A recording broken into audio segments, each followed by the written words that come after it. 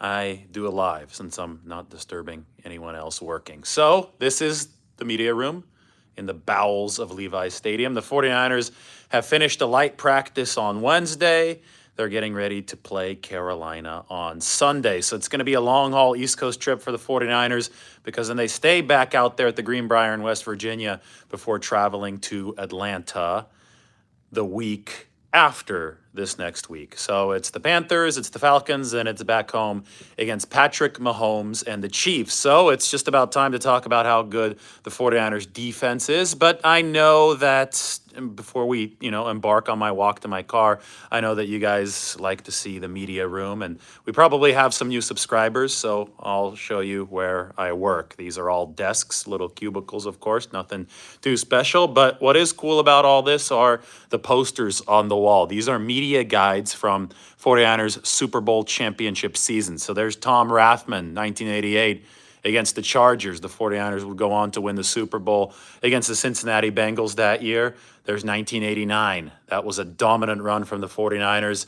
No team has ever come close to matching what the 49ers did in the postseason in 89. They outscored their opponents by a combined 100 points. Probably never see that again, to be honest. As we walk, we will see another media guide. The 1994 media guide. There's Jerry Rice. He's a blur, moving at the speed of light. That was the 49ers' most recent Super Bowl. And we'll come over here and we'll see a couple other relics in the media room. These two are neat. You can tell they're getting older here. Here's the 1984 media guide. That's a candlestick. The 49ers would win the Super Bowl that season at Stanford Stadium in 1981. Now, there's a cool little room back here. This is where, like, NFL Network and anybody doing some TV shots got a NFL Network background, as you can see. You can sit here in front of the lighting. See, the lighting's a lot better, and it looks like I'm on. The lighting's not great right there. But anyway, I wouldn't be holding up my phone camera. But good sound, better lighting. You could talk 49ers in this back room, but we'll just continue moving on. There's some food out.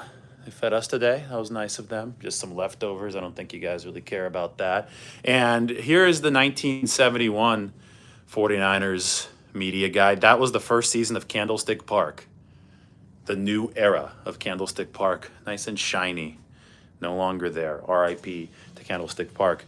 There's Bud Light in the fridge. One left. No, there's like three left. 3 Bud Lights left in the fridge. And, of course, the coffee machine. Anyway, I have to go grab my bag, and then we'll start walking, and we'll be talking about this 49ers defense. But that's the tour of the media room here at Levi's Stadium. The field's just outside. If I go out the back door over here, I can get to the field pretty quickly, so it's handy. But I do most of my writing on game days in the press box. This is much closer to the practice facility than the press box. The practice facility is connected to the stadium. All right, we've got the bag. We're going to walk to the car and talk 49ers defense. So just how good is this 49ers defense? How good is the unit? I'm going to close this door too, turn off one of these lights, make sure that we're all set to go before we leave. I mean, these guys are leading the NFL, giving up only, you can't count the special teams touchdown, the blocked field goal against the Seattle Seahawks, right? So against the defense, you can't count that. So the 49ers are leading the NFL, giving up less than 10 points per game. That would be a historic number if they could keep that up. They are giving up only 3.8 yards per play. For perspective, the 1985 Chicago Bears gave up a whole lot more than that. They gave up 4.4 yards per play. They are, one more piece of perspective, the 2000 Baltimore Ravens gave up 4.3 yards per play. So the 49ers are excellent in the efficiency department. They're taking the ball away now. They have 15 sacks. 15 sacks for the 49ers is actually second in the NFL behind Philadelphia. They have 16 this year. The NFL record for sacks is 72 by the 84 Bears. So that would be hard to get even in a 17-game regular season. But you can still really see how prolific some of those sack numbers are for the 49ers. They have a 10% adjusted sack rate, which is really good. And then they have Nick Bosa, who in my opinion, might be the best defensive player in football and is one of the best players in football. Bosa's got 6 sacks, leads the NFL, 30 pressures. 22 pressures is number 2, Micah Parsons of the Cowboys. So Bosa is a full 8 pressures better than number 2 on that list. He's number 1 in almost every single category. And most importantly, the 49ers have a back end of this defense that complements that front end in a way that even 2019 didn't see. So Bosa said it best today. He said that, his back is to the secondary when these plays are happening. So he can't really see how tight the coverage is, but he can feel how tight the coverage is. And he said when Matthew Stafford, who normally gets the ball out really, really quickly, is double clutching, unsure of where to go to the ball, that means that the secondary is covering like glue.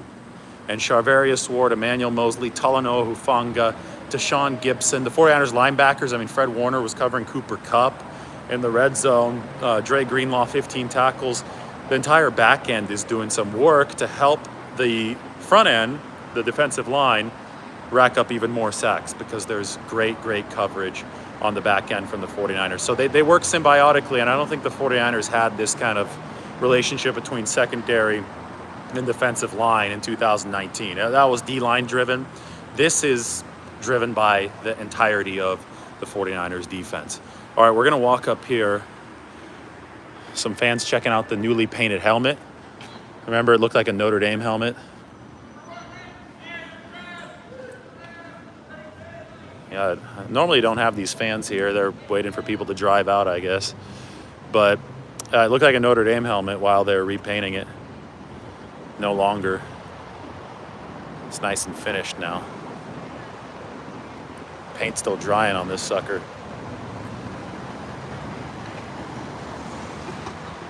And that is in the shadow of Levi's. Cool, so we make our way to the parking lot.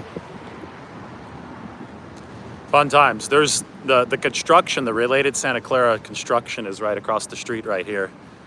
Maybe I'll leave you guys with that. We'll take a look at some of the renderings on the other side here of Tasman, which intersects with Great America Parkway, which is where Levi Stadium is. Tried to show you guys this one time before in one of these lives, but again, there are new subscribers. God, we just got like 2 people running red lights here. That was crazy. And with new subscribers, we want you to get the full experience. And the full experience is knowing that Levi Stadium will not forever be on an island with nothing around it, because they are building this.